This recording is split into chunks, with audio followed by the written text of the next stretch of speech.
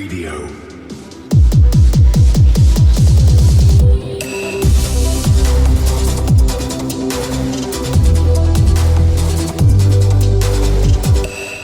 All right, what's going on, everybody? For Cryptocurrent, I'm Stephen Miller, and you are watching the Aftershock, the show where we give you the latest and greatest in the world of Web3.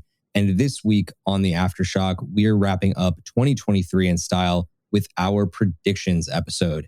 So we hope you are excited to be joining us for this big time episode of the show.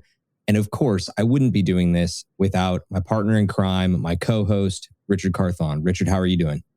What's up, everybody? Doing good. We're wrapping up the year. It's been an eventful year, and we're going to cover a lot of that today. So I'm not even going to spoil any of that, but excited to be here today. How about you? How you doing? I'm doing good, man. I think that there is a lot going on in the news. I think that we need to get people caught up on that really quick before we dive too deep into the predictions. But there's a lot ahead in this show. We've packed in a ton of content for you. So please make sure you're subscribed over on YouTube so you can follow along with us live, or make sure that you are following us on your favorite podcast platform of choice. We're going to dive right in, though, to this week's Aftershock and get you caught up on all of the latest news before we jump into these predictions. So let's dive in. The Aftershock. All right, at the top of the Web3 lightning round this week, we have only one top story. And it's the only top story I think anybody's talking about right now. And that is that SBF, Sam Bankman-Fried, has officially been arrested and officially charged with conspiracy, wire fraud, and money laundering by the U.S. Justice Department and securities violations by the SEC. Now, it doesn't stop there, folks. It's a lot more fun. But on the surface here, Rich, like, what do you think of the story? Because it happened very, very fast. It happened very quickly. And one, this needed to happen. I didn't believe it was going to happen at first.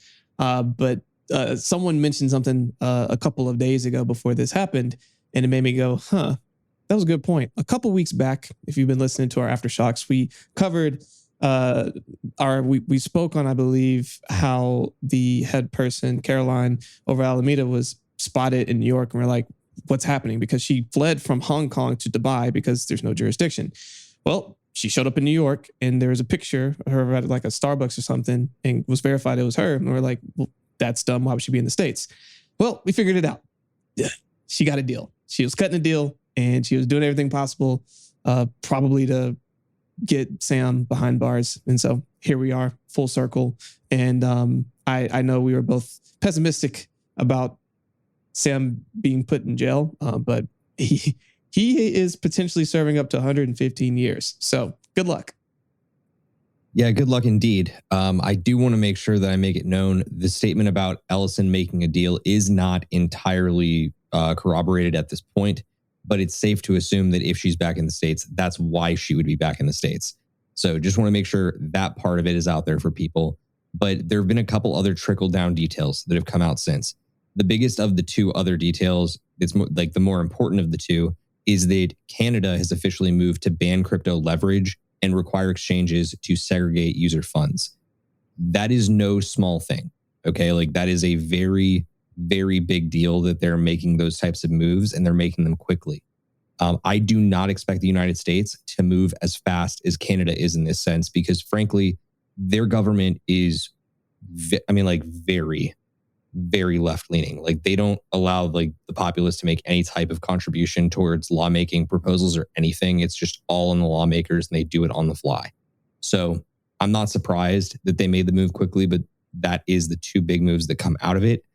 In addition to that, though, you had a big report come out that I think is the funnier part of it, that the FTX Inner Circle, like the team that runs FTX, reportedly had a group chat named Wire Fraud. It's like, you can't make this shit up.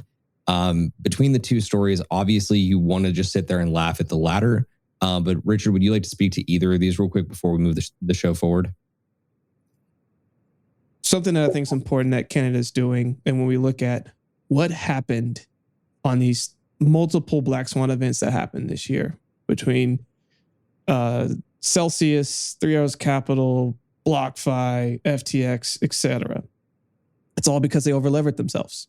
So requiring exchanges to, one, segregate user funds, just period, and to be able to then show proof of reserves just for that side. And then also making sure that not being able to over leverage or use any leverage at all. That is, I mean, that's some hardcore regulation, but it's also ensuring safety is put in place to not run into these issues again. I don't know that it's the ultimate solution, but to immediately solve what has repeatedly happened here, I think it addresses it. Yeah, look, I'm not going to like sit here and think for a second that it's a bad thing that they're banning crypto leverage, right? Because leverage has been the thing that has constantly killed everyone throughout the Black Swans. I think the thing that is really surprising to me about it is just therein that it was so fast. Okay, like this is probably the fastest regulatory response that we've seen to anything out of FTX, or really anything out of even the Luna crisis, right? So to me, this is a really big deal.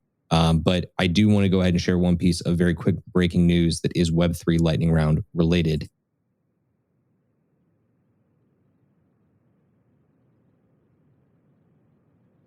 By the time you at home see this, it will not be breaking news, but we just found out that PayPal has officially announced a partnership with MetaMask. So there will be some developments there over the course of the holiday season. So just in time to put that gift under the tree for you, we have found out that PayPal will be in fact working on securing better payment solutions and better, faster crypto funding for your MetaMask wallet.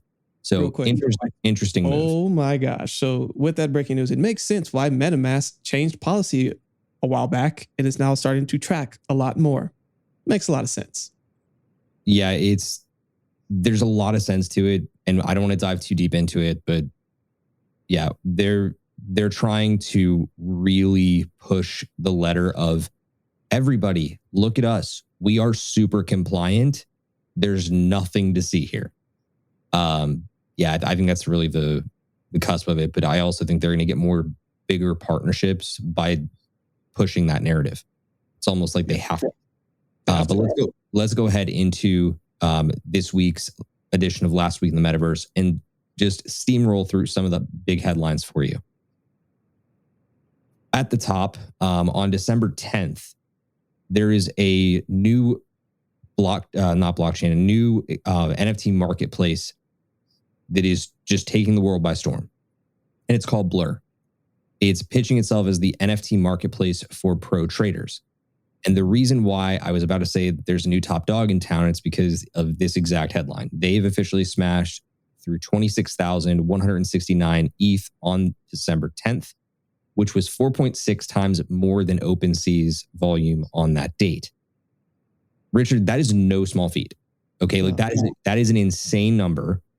And granted, their numbers have been probably a little bit inflated on the fact that it's all probably tied to Blur's upcoming token drop, because they're right now working on an airdrop for their users that will be coming in the first part of next year. It's really fascinating to me, though, the fact that they've had the amount of adoption as quickly as they have. So I like what I'm seeing over there. It's a no-fee platform. What do you think of the story real quick? Gotta love no fees. People are going to flock to that, period.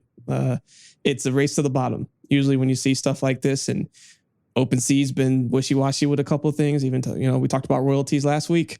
If Blur comes in and starts taking away market share and putting no fees, race to the bottom.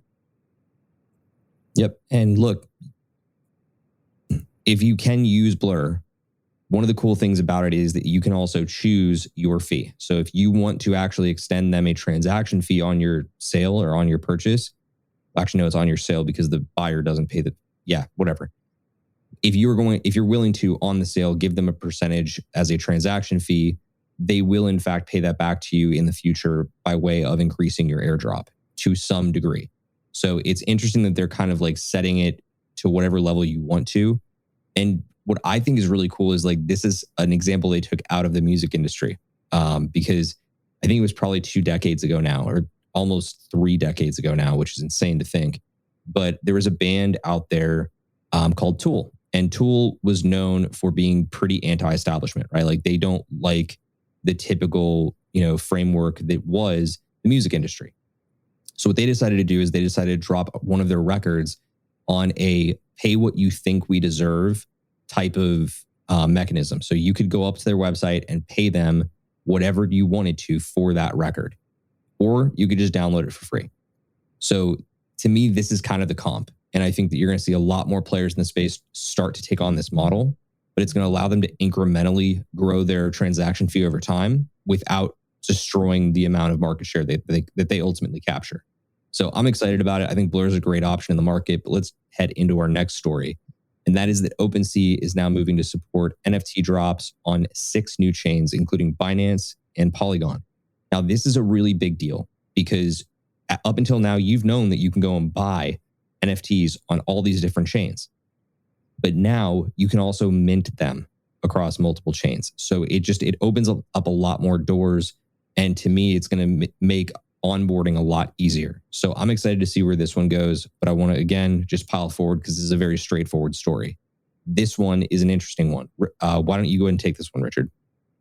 So Reddit users have now minted 5 million plus NFT avatars. A couple months back, we dropped how Reddit dropped their NFT Marketplace. Now quickly, they had such significant volume just because of the sheer amount of people within the Reddit communities. And so they're continuing to grow even faster. And I wouldn't be surprised if they become, one of the largest NFT marketplaces to compete. Yeah, I'm pretty convinced at this point that like Reddit is going to be one of the most significant players in onboarding people in NFTs because they've done it just so insanely fast. It has happened basically overnight. I played around with the system for the very first time the other day and got to mint a Reddit avatar that featured like FIFA World Cup traits. It was a really clean experience. It was super easy to do. And I think people are enjoying it. So that's going to continue to onboard more users. I'm excited to see that. And it's an immense amount of users in basically no time at all. So let's jump to our second to last. Oh, no, it is our last story in Last Week in the Metaverse. And that is that the co-founder of Cool Cats has announced he will be stepping back from daily operations. It's not like this is the end of the world because, again, they just brought on a brand new exec to take over as CEO. I think a lot of projects are going to see this sort of thing happen over time that as they've become blue chip, right? They need to bring on people that are more equipped to run these projects as businesses, right? It's not just we can go on doing what we did forever and just roll out another PFP or roll out some expansion collection. There needs to be a revenue model. There needs to be a business. And for Cool Cats to do more successful things, they needed to bring on that CEO who had prior experience with Disney and I believe it was Vivi. I'm probably wrong. I think it was a different company now that I'm saying that out loud. But either way, used to working with major scale IP. The co-founders just didn't have that, right? They wanted to put out a project that was fun and fresh and kid-friendly and could evolve over time. So this co-founder is still going to maintain their Cool Cats. As far as I know, they're not like selling out of the project. It's just that they're no longer going to be involved in daily operation. They're going to go step back and do their own thing. So if I'm a Cool Cats holder, I'm not taking this as bearish news. How would you interpret it? Along the same lines, I don't see this as a negative. A lot of co-founders, when they come into an industry, they probably have a timeline in their head of what they're looking for, what they're trying to do. And if they're not going to do the day-to-day operations, it's to hire somebody that can do it and bring it to the next level. And they did that. So I see this as a moment of whoever this co-founder is deciding how they want to move forward within the organization. But obviously they don't want to do it at a capacity that is on a day-to-day. So again, I don't see it as a negative either. Yep. And I happen to agree. So that is going to wrap up Last Week in the Metaverse for us and take us right into what you came here for. Our predictions for 2022 and 2023. Now, we are going to do a quick retrospective because we do want to look back at the year and see what happened from our predictions and talk about it a little bit. And then we will dive into, after reviewing a quick scoreboard update, what we see coming for 2023. So let's jump real quick before we jump into it. I do want to call out for all those who are listening to our podcast. We really appreciate that. But if you have not done it yet, come check us out on YouTube. You can see Steve sporting a really nice sweater. I myself am doing the same. I believe Steve is repping ETH, while today I'm repping Bitcoin. But you come check us out. I think you'll get a good laugh out of it. Yeah, there's a little funny story about that, just to put it in there. Last year when we were filming our predictions episode, in the lead up to it, we were doing a ton of planning. We also did what we called the CC Awards. And that was because the year was pretty successful. Like, we wanted to reflect back on it, award some people, and like really think positively about what had happened. This year, we're not doing the CC Live Awards, so we decided to just kind of run with it and with our predictions, because the year was not that great, to say the least. But when we were planning that episode last year, I said, like, look, we need to go out and get like crypto-themed Christmas sweaters. So if you are joining us over on YouTube, I'm going to take down our deck real quick. Like, this is what we're talking about. Like, it's straight up like an Ethereum and a Bitcoin ugly Christmas sweater. And it's hysterical. So we decided to run with it again this year. And we're going to continue to bring it back every year for this specific episode. So let's jump into the gift that keeps on giving. And that is the review of last year's predictions and determining who took the crown in 2022. So our first set of predictions, we went with this theme of surprising prices. Now, Richard, you chose Cosmos hitting $100 by 2023. I chose Solana crashing to $13.50 after reaching a $250 blow off top. And our friend Chris had predicted helium to $200 by 2023. Here's how that turned out. Why don't you run us through it? So obviously Cosmos did not go up to $100. It's actually probably a tenth of that. Solana has crashed well below $13.50, went all the way down, I believe, closer to $5. It's back above that. And helium definitely didn't go to 200. It got up to, I believe, all-time high of around 50, and is now sitting, I think, below 10. It might be near $3. So a lot has happened. Obviously, when we made these predictions, it was during a lot different times, a lot more bullish. Steve definitely had some more insight into seeing what was going on with Solana. It'd be interesting to go back and hear why and how you made that call. I'm still very bullish on Cosmos. I think there's still a lot of amazing things in the pipeline for it. But all crypto suffered this year. Yeah, look, I want to make it super clear. Like, when we recorded this and you had said that prediction for Cosmos, I wasn't for it, but I am absolutely a bull about Cosmos. I love what they're doing. I just didn't see that as like what was definitely going to happen. At the time, I remember why I said that Solana would crash to 1350 and basically hit a true 95% retrace. And it was very specifically because I believed that there was too much technologically wrong behind the scenes. We saw so many different times where like the network went down, and there were just like reasons upon reasons upon reasons for why the network wasn't working, and it should have been. To me, that's what I see as something that is a bearish indicator and will hit a project really hard when the market sentiment absolutely flips. And it did. It absolutely flipped to a negative sentiment. And I think that when people get bearish, they tend to get really, really damn bearish. So that one panned out. Let's jump into the next one. Why don't you walk us through what we picked for trending narratives in 2022? So I picked yield farming will surge during DeFi winter in early 2022. Steve picked ZK rollups will be Ethereum scaling solution of choice, and DAOs will become the new VCs. And then Chris selected Solana will replace Ethereum as the preferred platform for NFTs. Oh, how the mighty have fallen, Chris, if you're listening to this. The review on this one is we were all dead wrong. So I want to unpack this and like figure out why it was that we were so off. So as it relates to your prediction, do you recall your logic on thinking that like yield farming would surge during DeFi winter in early 2022 and why that actually didn't pan out?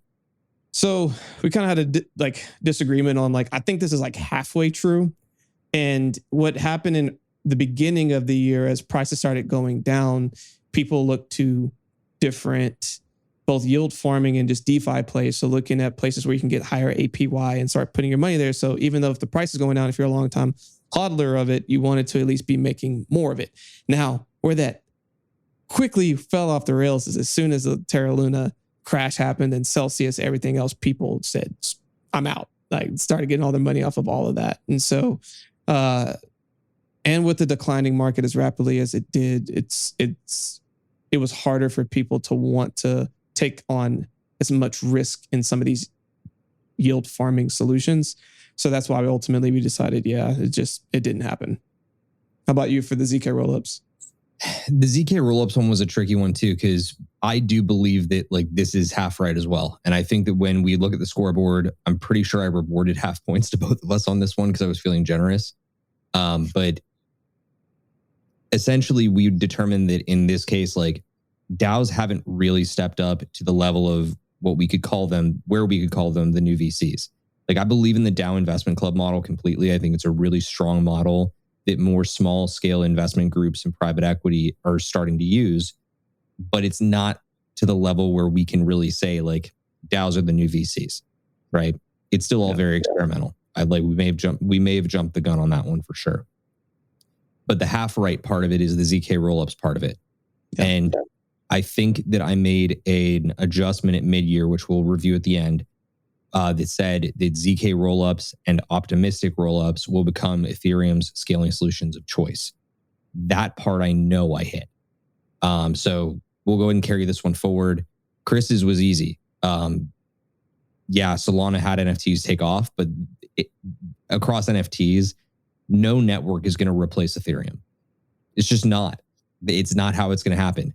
They're all going to coexist. They just are. Like it's going to be very, very clear to people over time, especially as Ethereum starts scaling and they introduce sharding, that it's an efficient network. It works. So there's no need to run away from it. We're headed for a multi-chain future. So let's jump into our next set. Our next set was under this this terrible, terrible banner of the end is nigh, where we were basically making a very bearish prediction because a lot of people believe that 2023 was going to be a bearish year. They just weren't sure that it was going to be 3 or 4 or 5 black swans bearish. So 2022. Yeah. 2022 is going to be. I'm getting ahead of myself. So your end is nigh style prediction was the bull market will officially peak in January of 2022. I said that Ethereum 2.0 and the XRP verdict will trigger the blow off top. And Chris said that Cardano will crash below 50 cents following the blow off top. Now, there were some definite logistical pieces to this that made the verdict on them what it ended up being. So let's dive into the results. You and I were wrong. Chris was right. I'm going to give Chris credit here. I'm pissed at him that he was right, but Cardano did in fact crash below 50 cents following the blow off top that occurred in November of 2021. So Richard, explain why both of ours were wrong with that in mind. Yeah. So along the course of this, I put that the bull market will peak in January. I thought because basically it peaked in November. January was a down, December was a down month. And I thought that it was going to go back up in January. And that's where we're going to see the top.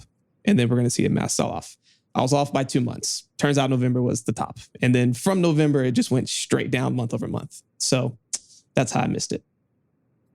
Whereas in my case, the XRP verdict got pushed off and ETH 2.0 wasn't going to save a market that was already, as we say, hashtag down bad.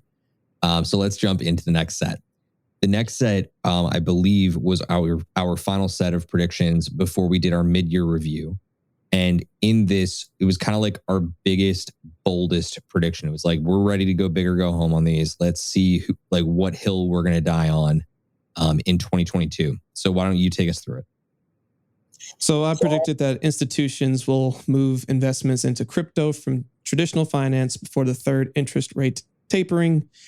Steve predicted the second half of 2022 will mark the beginning of a huge wave of crypto mergers and acquisitions. And then Chris predicted that TikTok will give creators tools to turn content into NFTs by partnering with an NFT leader. And here's how that turned out. We were both right, and Chris was wrong. Here's why. Yours was pretty much spot on because before the third interest rate tapering was the immediate mark where they stopped. right? Institutions like were starting to actually make those moves and rate about the third interest rate taper. They said, yeah, we need to get like way more conservative, and started pulling back. So you had points on the board there. In my case, this is going to relate to something we're going to talk about a little bit later, and that is the second half of 2022 did in fact mark the beginning of a huge wave of crypto M&A. You saw players like OpenSea acquiring Gem. You saw Uniswap acquiring Genie. There were NFT projects merging left and right and center, and even bigger projects started to create these partnerships that eventually became mergers. So points were on the board for both of us there. Pretty happy to figure out that we nailed that one. The reason why Chris's went sideways, I think, was because he didn't pick Instagram. Yeah. So sorry, Chris, no points on the board there, but let's jump back into what we said for the revised outlook. You had made a pick saying that Cosmos would move to 75 by 2023. Real quick, we got to give context of when we revised this. Oh, yeah. Actually, that is 100% true. So we made this video back in May, right? It was May 9th. Early May. Yeah, it was May 9th. And then on May 12th, what happened, Richard? Ooh, Terra Luna crash. Yeah. So we did this literally 3 days before the crash. And it was kind of brutal in hindsight, being like, wow, that happened. So you had said Cosmos to $75 by the end of 2023 as a revision from your $100 bet. You also said the next bull cycle will come in June or July of 2022, and that the new Bitcoin all-time high would hit by 2023. And how'd that go, Rich? Oh, they all went belly up. So again, for the context, when you look at that early May, you had January, February, March, pretty tough months. And then April, things started to turn back around. Things were starting to pick back up, starting to build back momentum, feeling a lot more optimistic. And then again, a couple of days after we made this, it just didn't happen. It was the exact opposite, unfortunately. So all of these missed. Yeah, and I mean, to be fair, what's wild is like you also had a confluence of other events happening like at the same time. Like in the NFT market, you had the other side deeds dropping, and that pulled an insane amount of liquidity out of the market. Same thing with Moonbirds. So with all of that liquidity pull, the ability for the market to recover, despite everything that happened with Terra Luna, it just wasn't going to happen. There was too much locked up. So hindsight's 2020 on that. Here's what I said. As I told you a little bit earlier on, I revised the prediction to ZK and optimistic rollups would become ETH's scaling solution of choice, and DAOs would become the new VCs. Basically, that one's half right. So I also said Solana will fall out of the top 10 coins in terms of market cap. I believe that is now sitting at 16. So that one was right. The first one was half right. And the last prediction that I had made was 2 more NFT bull cycles before the end of 2023, which was wrong. There were not, because everything had happened, just as I was saying with Other Side and a couple other projects that came out that just didn't have enough liquidity in the market for it all to kind of pick up into another microcycle. But when I say bull cycles for NFTs these days, I really do mean microcycles. I believe that the NFT market operates on a much more condensed means of operation than the rest of crypto. So we see these bigger waves in terms of overall market liquidity and volume way more often than you see in the larger crypto market. So that was how those panned out. Now the question is, what does the scoreboard say? And of course, we've got the meme up on screen for you. If you're not joining us on YouTube, folks, you're missing out. The scoreboard this time around said that across our predictions for the year, including our adjustments at mid-year, Richard had 1.5 answers correct. I had 3.5. And that basically comes out to 25% accuracy for Richard and 58% for me. So in terms of college grading scales, we both suck. But in terms of the way that prediction works for like an annual prediction game that we run, I'm actually pretty proud of us. Like we kind of have a certain amount of know-all about the industry and like where it can be headed. I'm just really interested to see what happens with our predictions for 2023. But real quick, got to give it up to Steve for being the first annual prediction winner. So shout out to Steve. Congrats. And it just goes to show that, we really do put in a lot of time to understand what's going on in the market. But as well versed in as much information as we're giving out, no one knows.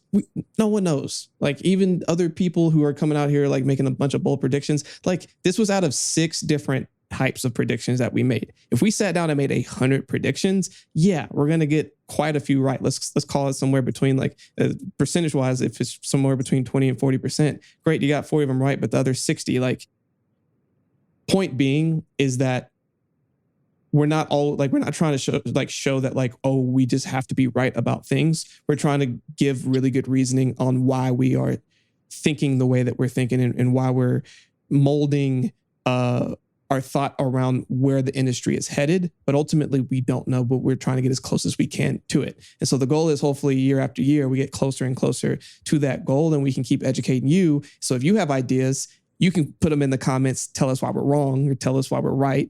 And together we can figure out this market.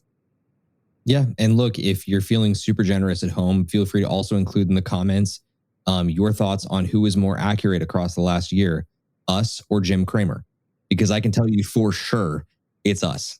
It's one of my favorite things across this past year. You look at the number of predictions he's made and like basically his predictions are counter trade opportunities. That's all that they are. Oh, dude, someone made a inverse ETF for Cramer and it's crushing. It's absolutely crushing it. That is so freaking funny.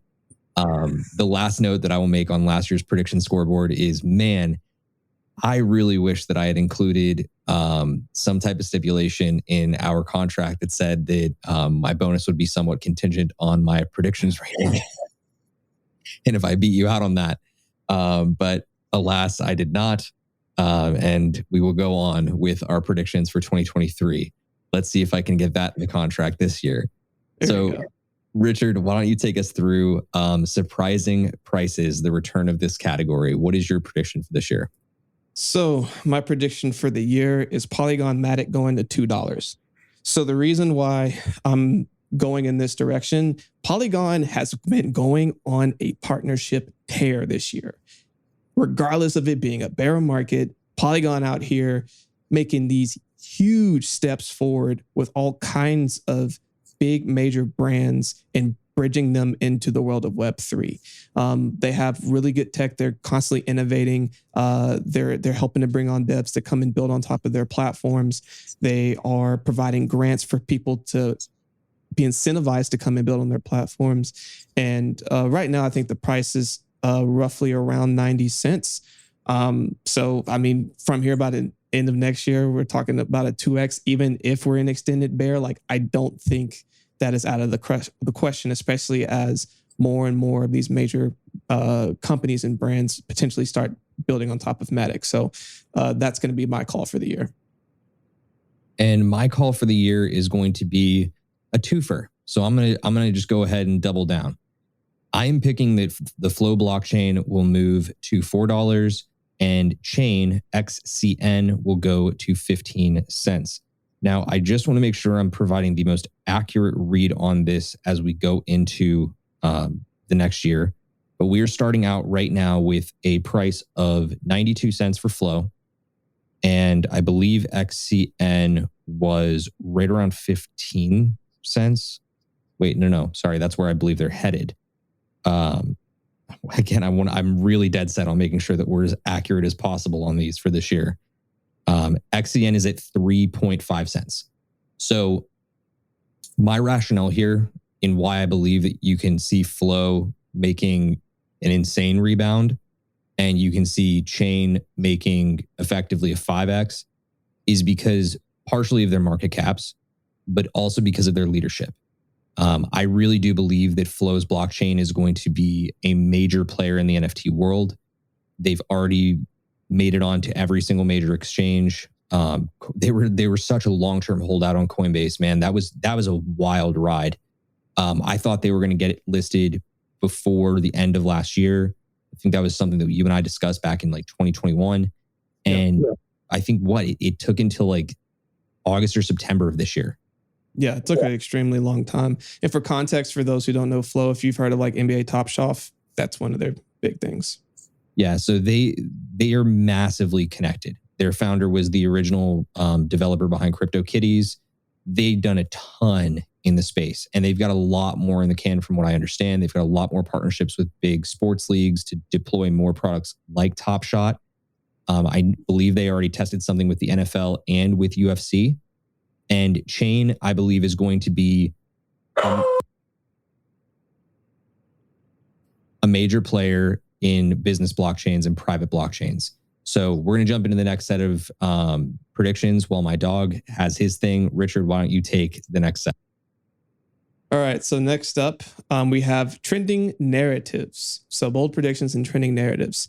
And for this, I am talking about harsh regulation. And I'm going to say specifically as it relates to the US in response to the crash of FTX and everything that's going to happen over the trial over the next year or couple of years, because these things take a while. When Enron went down, I think it took almost a year and a half before actual court and all that kind of stuff kind of settled out, I imagine. And that was with them being audited and having everything pretty much put in line.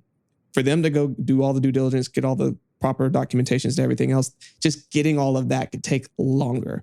So it could be a couple years before the dust settles and the final hearings are done for FTX. But in response to all of this, I do believe we're going to see some harsh regulation around the world of crypto. You're going to start seeing some regulation that's going to make it a lot harder for centralized exchanges. So I want to make that clear too, that I'm saying that as it relates to centralized US-based crypto centralized exchanges are going to get some hardcore regulations. And I think what Canada just did is a really good foundation, a good starting point of things that they can start doing. But I think you start to see stuff like that being put into place. And where that is tough, especially if they were to potentially just take away leverage. There's places like Kraken and some of these others that offer leverage trading. That's not going to make your everyday trader very happy, but for your everyday investor that probably doesn't use leverage anyway, it is protecting them. So I think that is something that will happen in 2023. I think it's worth noting that you cannot have a leverage ban without the requirement of segregated funds. And you also at the very same time can't allow leverage without segregated funds. That was the biggest piece of the Canada story that I was buying into. I think that to set requirements that all user funds must be segregated, that is pivotal. So whether we see it truly pan out as the same as it happened in Canada here in the United States, your call is for harsher regulation on centralized exchanges in the US. I look forward to seeing if this one comes true. I hope it does. We need it. My prediction on trending narratives this year is similar to one that I had last year. And that is that I believe we're really, really going to see a major wave of mergers and acquisitions across specifically this year, NFTs and the Metaverse. These projects, they just cannot continue to exist solely on their own merit. They can't. We're going to start seeing IP ecosystems come together. I know that a lot of people have been talking about it forever, that since you saw the other side launch, that you'd see more properties falling under the banner of Yuga. You have since seen 5, right? You've got CryptoPunks, you've got Meebits, you have all of the properties under We New Labs, which includes 10KTF and Renga. That's great. It's a good start. But a lot of people have wondered if the next targets will be, projects like Cool Cats or World of Women. And I believe that it's inevitable. Do I think that World of Women's really going to be the one? No, I don't.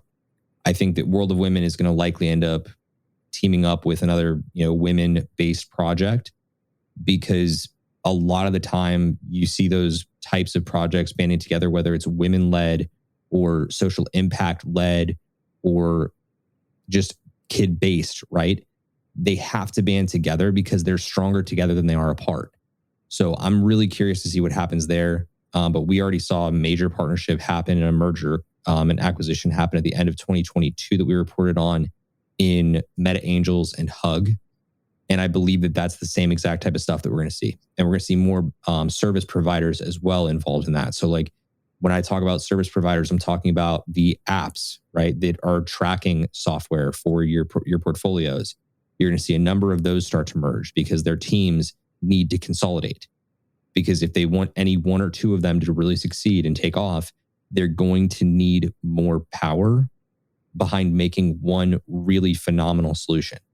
So I believe in market competition. I think we're going to continue to see market competition, but I believe that it's going to have to be driven by a big, big wave of mergers and acquisitions. And I imagine that's also going to affect some metaverses as well.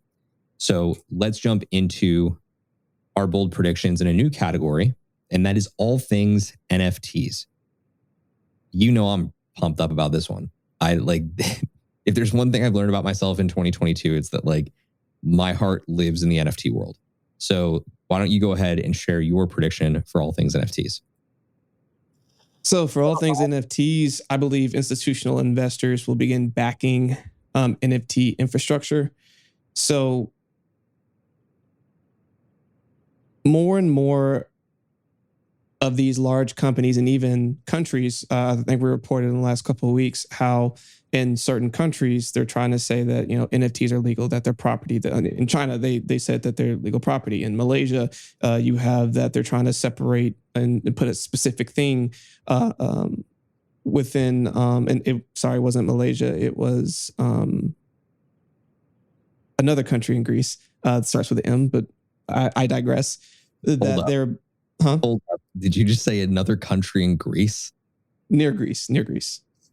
Another country near Greece. Where basically what they're trying to do is carve out a special place just for NFTs. And so you're getting this buy-in from these big institutions because they're seeing all of the various ways and use cases where NFTs can be successful. You're looking anywhere from real estate to how Starbucks already is dropping a rewards program on top of Polygon and continuing to build out different things there. So I really think that these institutions are going to find some different like infrastructural plays like Flow and some of these others. And instead of like trying to go on a lot of different blockchains where they can basically say, hey, platform, this is my vision. I want you to now go build and help me execute on it. That's where I think money's really going to start getting poured into instead of ABC company trying to make their own blockchain, build NFTs on it and have it live in their world. I don't think that's going to be the case. I think they're going to look for some really good infrastructural places where they can set the vision and then people can build it for them on top of it. So just to make sure that I'm hearing you right, you're referring more so to the pick and shovel plays within NFTs. That's kind of like where your head's at. It's going to be the institutions are going to start looking at backing those players. Yes. Okay. Yeah. To me, the ones that stand out there, like you said, Flow is a good one. I think Chain's a good one as well. They've already started doing some really interesting stuff with like NFT infrastructure. But I also think of projects like Engine and Superfarm. So for what it's worth, like do some more research into those types of plays. I think it's a good thought process. But even some smart contract deployers, right? Because we have to, in this world, we need to make the deployment of smart contracts easier. And the play that I think of there immediately is Manifold. Manifold.xyz is doing tremendous things for making it easier for artists to jump into the NFT and digital art landscape. So I think it's a good pick. I wouldn't be surprised if we started seeing that happen next year. So I think it's a great prediction. Mine is going to be an interesting play. Hollywood makes a play into kid-friendly IP.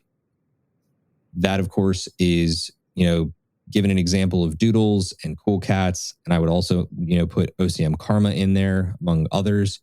But I believe that next year we're going to really see Hollywood start to realize that they have a real content problem. And I think they've started to recognize it this year, but next year they're going to realize it and at the same time acknowledge that they have a solution that lives in the NFT world. I'm so convinced that Hollywood is out of like their own ideas. Original ideas no longer exist in Hollywood. It's we're going to reboot everything, right? It's and a new. If they do make an original, it costs $1 gazillion. Exactly, right? You saw what they did with the Avatar sequels. You've seen them try to build off, different concepts from different cinematic universes like Marvel and DC, and like it's all the same shit, just spun a different way. Original content is what gets viewers excited. Just is. And by the way, I'm just going to put this out there. The Witcher series on Netflix is the exact same shit because they just are about to drop their spinoff series. And I'm telling you right now, it's not going to be good. I'm very, very, very, very, very locked in on that one. I digress. I think it has to start with kid-friendly IP. I'm absolutely convinced that it has to start with kid-friendly IP because that generation is going to be the first real generation that normalizes digital collectibles. Our generation and Gen Z, they're pretty aware of NFTs at this point. They know what the NFTs are. Whether they like them or not is irrelevant. But now that the language is starting to shift towards digital collectibles, that generation is going to be largely demanding of it. And this is the way for Hollywood to reconnect. So my bet is on that. And again, I'm calling it on kid-friendly NFT projects and IP at large. That means it can be Doodles, it can be Cool Cats, it can be 5 or 10 other different kid-friendly plays, including Deadfellas. It's not going to be all of them, okay? I lump Doodles into that category because I believe that Doodles is a playful art style, but I also am just as aware that across that collection, not every single piece is kid-friendly. So you need to be aware of that. And I think they're trying to remedy that in Doodles too. So that's kind of my prediction. It's more so like the category at large, but those are just some examples of the projects that I think fit the category. So let's jump into our next prediction category, which is where is the metaverse? This is going to be an interesting one. Richard, why don't you give us your prediction? Yeah, and also the reason why we picked this topic. So everyone kept talking about metaverse in 2000 last year before we got into 2022. And so as we look into what's going to be happening, because there hasn't been just a ton that's like come out in this capacity, we're saying like, how does this continue to move forward? So I'm saying in the metaverse, especially when you look at what's happening, a lot of it has to do with gaming. That's one of the first bridges over there. And I'm saying goodbye to play to earn. I think a lot of lessons have been learned from Axie Infinity and some of these others where it's hard to keep someone incentivized when the only reason that they're there to play the game is to earn money. Not to play the game, not because it's fun, but to earn money. I think that model's going to die. So we're going to say goodbye to it. And we're going to say hello to augmented reality. So we saw what happened during COVID when you had the very first augmented reality type game hit the market, right? Pokemon Go. Imagine if within that, you could have been making money while doing it, right? So you're moving to earn, or you're actively going out and doing things, and in the process, and you're also able to earn money, or you have these NFTs that are now rare that you can now go trade on a marketplace and do other things.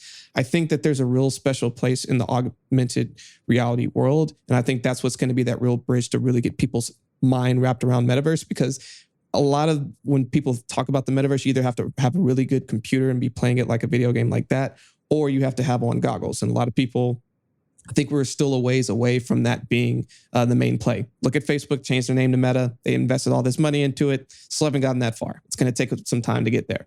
That's why I think augmented reality could be that bridge and get people there faster. So I think augmented reality is going to be the real play on the metaverse in 2023. There was a really interesting tweet that I know that you didn't see that came out like in the last day. And it was put out by our friend AJT from Truth Labs and Upstream. And it speaks exactly to what you're predicting here.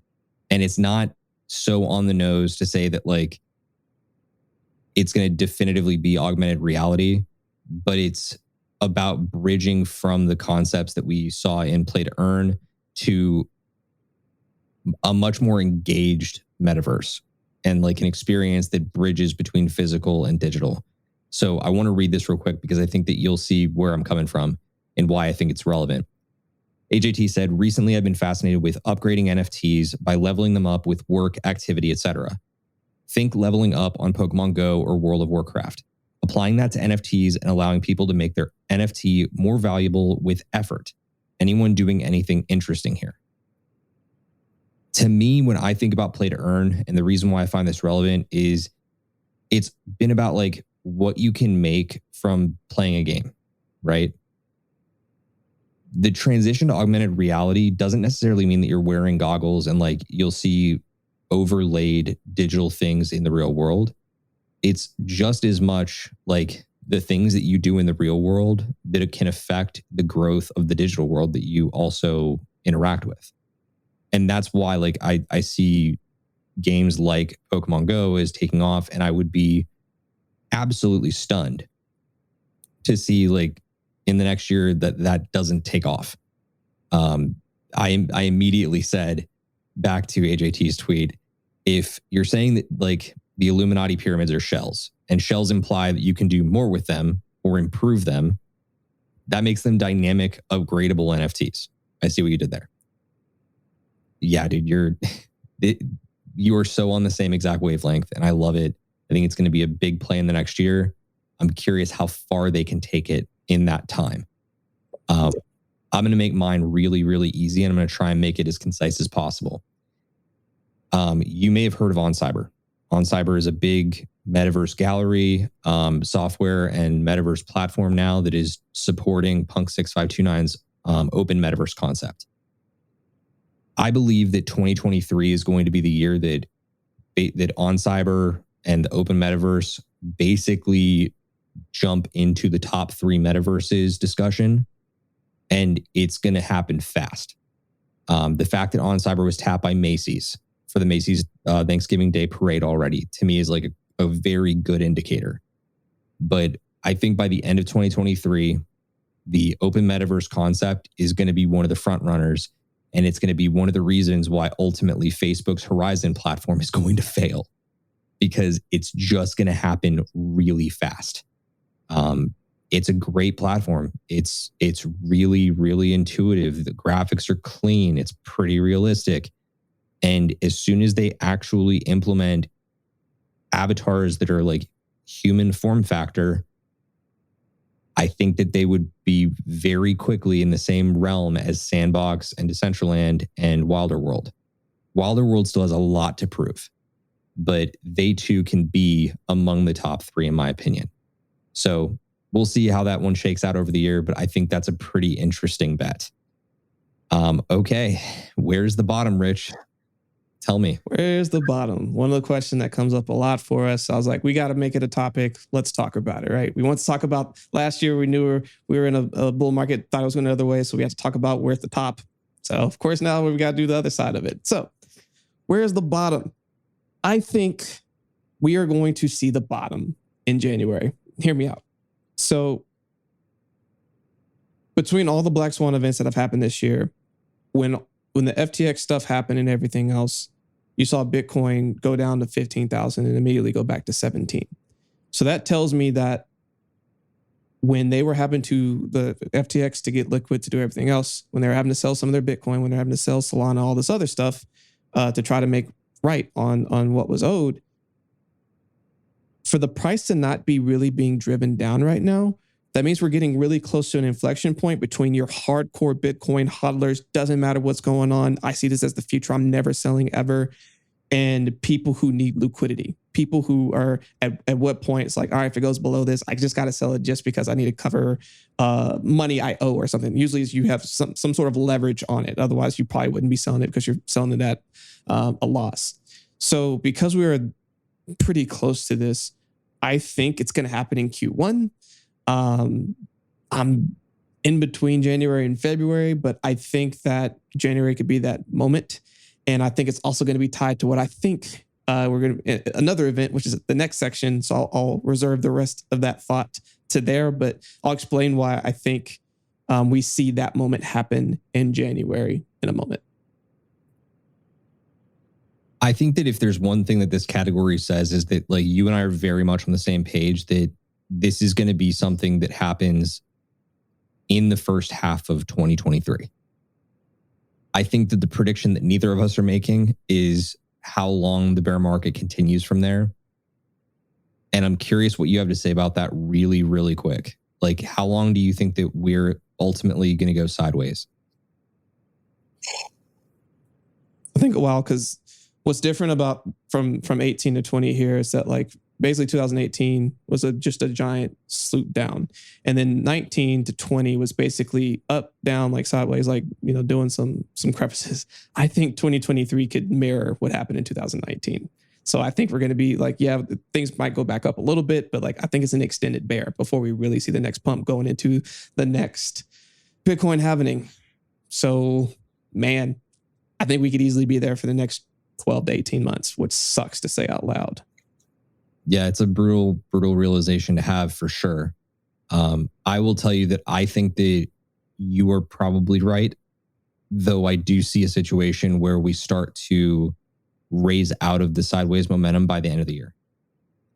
There's like one or two situations where I see that as possible, but I do believe that it's going to take going sideways for that long in like an elongated recovery for us to really find stability and grow. But that being said, my prediction is very much in line with yours, just a little different. I believe that the bottom is going to happen in March, and it's going to give us flash crash deja vu of 2020, right? Because in 2020, we had the COVID crash. That was the true market bottom, at which point we then saw the insane rip that put us up to $60,000 Bitcoin in the end of 2021. I have a feeling, and this is really just like me looking at the global foreign policy situation and just trusting my gut, that if history is our guide,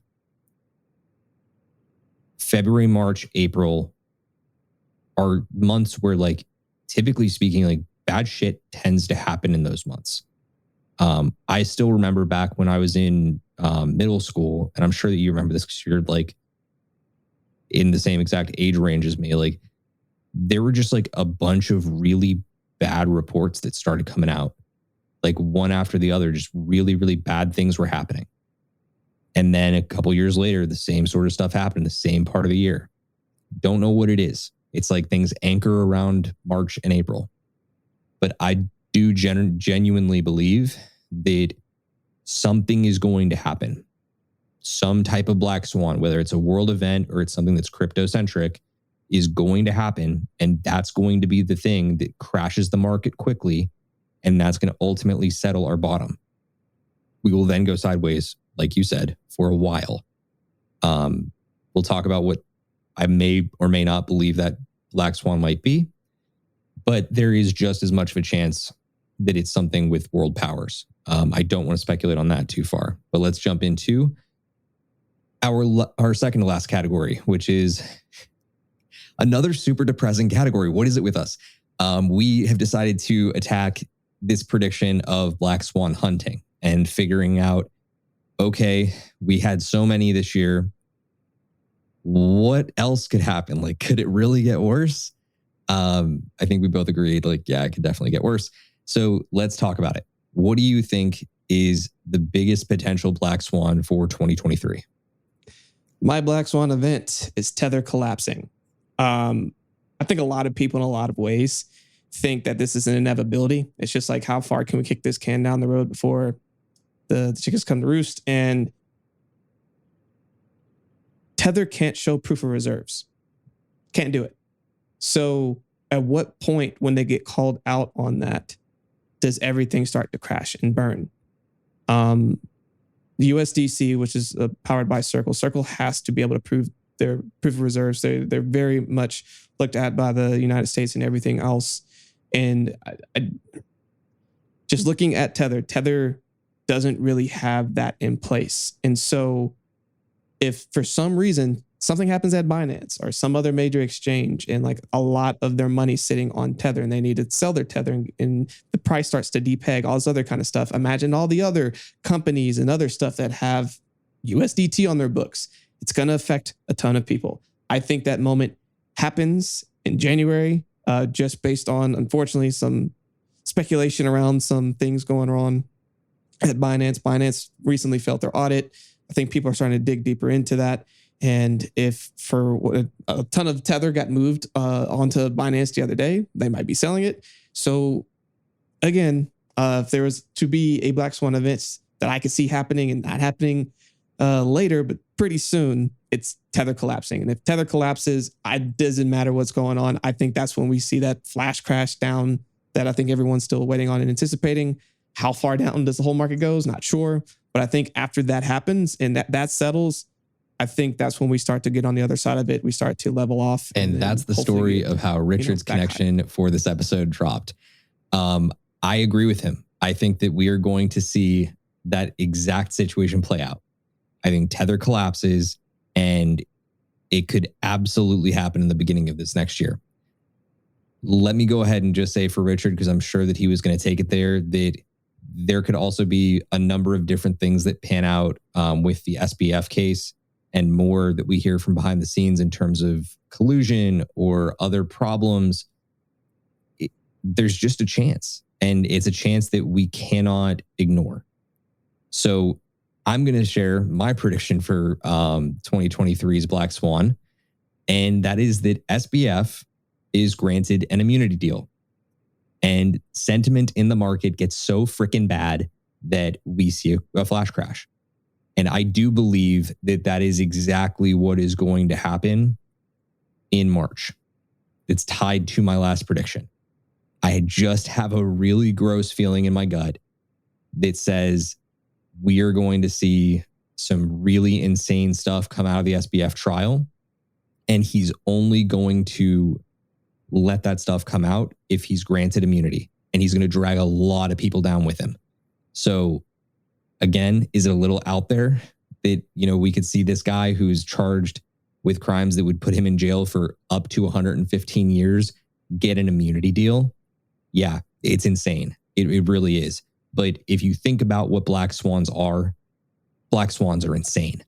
Okay, like nobody predicted that Luna would go insolvent and Three Arrows Capital would go insolvent and BlockFi would fail. And after picking up all of the debt and buying up all the projects across the last year, that FTX would fail and go insolvent. Insane stuff happens, guys. That's all I can tell you. Insane stuff in this market happens. So you just have to kind of roll with the punches. And for me, if I'm going to make a big prediction, I'm going to say that SBF gets granted immunity and we see the market completely go upside down. So we'll see where it goes from there. But let's dive into our last set of predictions and see if we can recover Richard's audio and video along the way. I'm going to share Richard's bold prediction, go big or go home for 2023. And that is near the Bitcoin bottom, institutional money will rush in and buy up a flash crash. So this means essentially across the year, big institutional buyers and institutional capital will come in and buy up what is ultimately going to be a flash crash to the bottom. We both are big believers that like flash crash is coming. It's going to happen. That's going to be where we find a bottom. It's happened in all three of the last cycles. It's just a matter of when it actually happens. So I kind of buy into this with him. I think there's a pretty good chance of it. I won't say that it's a locked in chance because there's just as much of a chance that institutional money stays out and that flash crash ultimately gets bought up by retail. As of right now, when you talk about like the interest rates and the fluctuation that you have going on with the Fed, when the Fed raises rates or they start to cut rates back, the money that's on the sidelines doesn't necessarily have to rush back into risk assets. It can do a number of different things to redeploy for better long-term gain. In this case, there's a chance it may come back into crypto, but I'm not totally sold that it's going to come into Bitcoin. So we'll have to see how that one plays. But my go big or go home prediction for 2023 is finally, after long wait, we will see that it is case closed. Ripple wins its battle against the SEC. In the world of ENS, we have this like constant allusion to how crypto is in this true like 10,000 mile death march, and that it's going to be a very painful journey, but those that make it will realize that it was well worth it. I am very convinced at this point that the SEC does not have enough to truly win the case against Ripple. Whether they settle out of court or a judge rules in Ripple's favor, I do believe that we're going to see Ripple walk away from this case the winner. And that is going to be so overwhelmingly good for crypto at large that it's going to be one of the things that ultimately leads to our recovery. So I am damn near convinced that, like, especially as it relates to the Howey test and the different things that, you know, the SEC has claimed and the records that they've managed to unseal, they're all going to come together and Ripple is going to win this case. I can't say the same for the rest of the projects the SEC comes after. Okay. And I'm not going to make that claim at all. My big prediction for 2023 is going to be specifically about Ripple. And it's going to also help lead to a lot more regulatory clarity. We cannot keep going on without regulatory clarity. And ultimately, this case has to result in more regulation. That's not necessarily a bad thing. It's going to make for a lot more productive of an industry. It's going to allow for a lot more money to come in. So I'm pretty bullish at large about this. We're going to take a quick break and come back with Richard in a few for some final parting words. But we do really appreciate you being here, and we will be back with those words after a quick break and a word from our sponsors. Of course, I am now back with Richard to give you some final words for this episode and the year. Richard, before we wrap up, I want to throw it back to you. I did speak about your predictions and kind of gave the audience a little bit of an overview. Did you have any final words that you wanted to speak to on those final two predictions before we wrap things up for the year? So yeah, just to wrap up the Black Swan, I think Tether collapse could happen at some time in Q1, especially with everything going on with Binance. But we'll see. If it doesn't happen, great. Do I think it eventually at some point in the future most likely will happen? I do, unfortunately. So, and then for my last prediction, I don't have the sheet in front of me, so I don't remember. But either way, you nailed it. Thank you. It's like par for the course for us in 2022. If we don't stick the landing, we'll at least do a somersault out of it. So look, the long and short of it is, like, there's a lot that can happen next year. To me, the question is, what are you at home going to do about it? Right? What are you going to do to become a better Web3 investor, a better member of the Web3 community? And what can you do to help more of your friends, quote unquote, see the light? And I believe there's a lot that we can do. There's a lot of opportunity. So take the time in 2023 to continue to press yourself, learn more. For God's sake, get your assets off of exchanges and put them into a self-custody wallet. There's so much that needs to be done. The question that I have for you before we go relates back to one of my final predictions that I want to make sure that I give you an opportunity to sound off on. And it was probably my most controversial one. It was the one that I didn't tell you about. And that was where I said that I believe that SBF will ultimately be the big black swan in the room. And it's going to be because he gets he gets to an immunity deal. And effectively in striking an immunity agreement, the sentiment in the market shifts so negative that it actually causes a flash crash. What do you think about that? And what do you think is going to come of the SBF case in general? I don't think he'll get that opportunity in 2023. If he does get an immunity deal, it's going to have to come like when all this pans out in 2024. And I mean, again, the president can pardon whoever they want. So like on his way, depending on what's going on, like some stuff could happen. But I don't know, bro. In 2023, him getting immunity after everything that just happened, I just don't see that happening. So like, good luck. I will absolutely not say that I think this is going to happen, but if it does, I will take that. I will absolutely take that. I mean, look, if he gets immunity, that like, oh, it's going to crash. You're right. If he gets immunity, it's the market is going down. Yeah. So we'll see where it all goes. But for me, that to me is a really interesting discussion as to like where everything goes based on how the SBF case turns out. So we'll see. But I do want to go ahead and remind everybody at home that, of course, we are taking a break for the holidays as it relates to the Aftershock, but we do have new interviews coming out in and through the new year. So you can, of course, stay tuned here on YouTube and over on all of your podcast platforms of choice to get our interviews that will be coming out every single Monday through the holidays and through the new year. We will be back just after the new year with brand new episodes of the Aftershock. We're really excited to bring them to you and to continue to bring you this show every single week. My question for you, Rich, is what can everybody else look forward to at home as it relates to cryptocurrent and the interviews that are coming up? So just as we wrap up the year, we had the final 2 interviews I think are pretty amazing.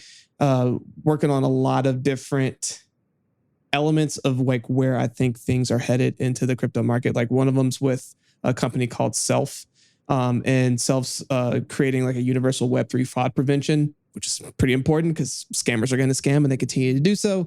And so they're putting some things in place to help solve that. And then also had Dorgabosh with the Mina protocol, which is the world's lightest blockchain. I did not realize how light Mina protocol is. It's like a couple of kilobytes. So we're not even talking megabytes, kilobytes, itty bitty. So it's able to move fast and be nimble. And they have some really cool things in their pipeline. So 2 really cool conversations there. But as we go into the next year, anticipate some really, if you weren't able to join us at AGME, we're actually going to be sharing that content with you to start off the new year. So you can hear about all the things that was discussed there. It's actually pretty interesting on one of the conversations around smarter trading. Some of the conversations were very timely right before FTX collapsed. So reasons why you want to come be part of the conversations, get ahead of some of these things, and also have a ton of content already ready to go, lined up at the beginning of next year. So I'm excited for it. Appreciate everyone joining in. And I'm also excited to, keep the conversation going on all the latest news and going on with the Aftershock. A lot to look forward to indeed. One final word to those at home.